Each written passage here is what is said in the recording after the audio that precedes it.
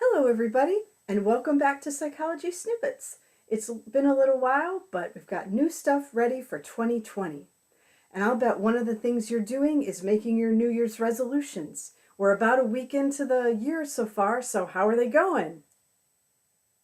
Yeah, that's the thing. So, to make resolutions or not, that is the question. So, a few things I want to talk with you about with resolutions is that the spirit of resolutions are really important. You want to improve yourself, you want to lose weight, exercise more, do this, do that. Those are all lofty things and really good things towards self improvement. The problem is there's so much energy behind it at the beginning that it peters out. And so you not only are going against the energy, you're also going against many other things. So there's a couple of things I want to talk to you about that might help you reframe resolutions. So let's get started. The first thing I wanted to talk about is, why do you want to make that change? It's really, really going to be important. And one of the things that you're going to need to attach to that is an emotion.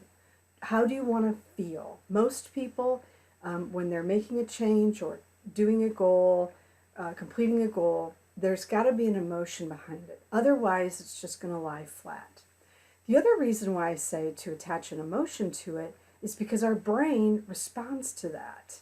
So if it's something like ho-hum, then you're not going to have the emotion behind it. But if it's something that really gets you going, that will motivate you to do even better. Another thing is that we've got many parts, but we've got a couple different parts of our brain, and sometimes they work against each other. So there's the amygdala, which is part of our limbic system. And one of the things that this does is it basically keeps us safe. It's our homeland security. It lets us know when something doesn't feel right, or you feel like somebody's watching you and you turn around and they're looking at you, or you go into a dark alley and it doesn't feel right. That's your amygdala talking. So its main point, its main job is to keep you safe. One of the ways to keep you safe is to not change, keep you where you are. So you're pushing against that, your amygdala. The other part of your brain, your frontal lobe, which is basically right up in here, right at your forehead, that's your higher level. We call executive functionings. Things like impulse control and making judgment calls and these types of things. That's your frontal lobe, also known as your prefrontal cortex. So that's your higher level. These are your brakes, and your amygdala is the part that's saying, danger, danger, Will Robinson, danger, danger. Well, sometimes our amygdala can say danger, danger when there's no danger, like if you're trying to make a change. So we get so caught up in making these resolutions that we might not know that we're actually having to push against part of our brain. Part of this too is that we want changes now.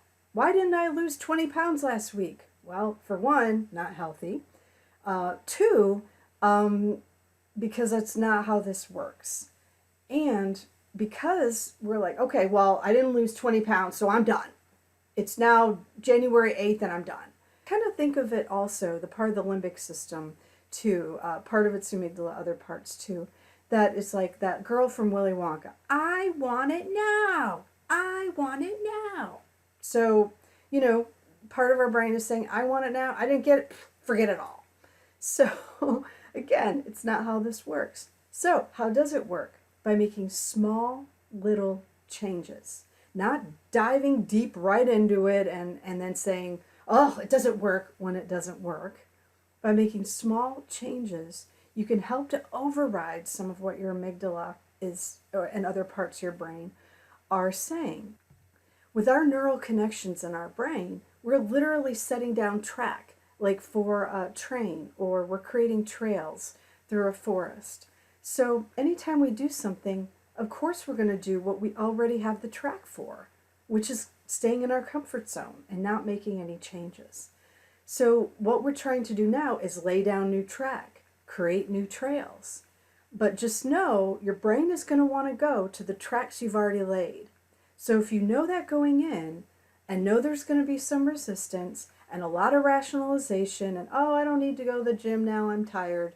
Or I don't, I could have that chocolate cake, the whole chocolate cake, or part of it, or most of it, all the rationalization that happens. Just know that's your brain saying, I don't know what this is, because you have the track down to not work out. And now you want to lay down track, you work out. So help me with it. So working together with your brain can actually help you. So I'm hoping this will help you to make just small little changes. And also know, change is rarely linear. So rarely are you going to have a trajectory where it's all perfect and here and now I'm over to here. Rarely does that happen. So just being patient with ourselves, knowing we're pushing against part of our brain, and just being gentle with ourselves and say, yep, I'm rationalizing now. I'm using the part of my brain that's trying to keep me safe. But right now, I've got to step outside of my comfort zone, go into a place that I might not be comfortable with, i.e. the gym or whatever it is. So I'm hoping this will help you. Please look for future psychology snippets, and please let me know in the comment section what topics you'd like me to cover in 2020. All the best to you and all the little changes you want to make to improve your life. Till next time, bye!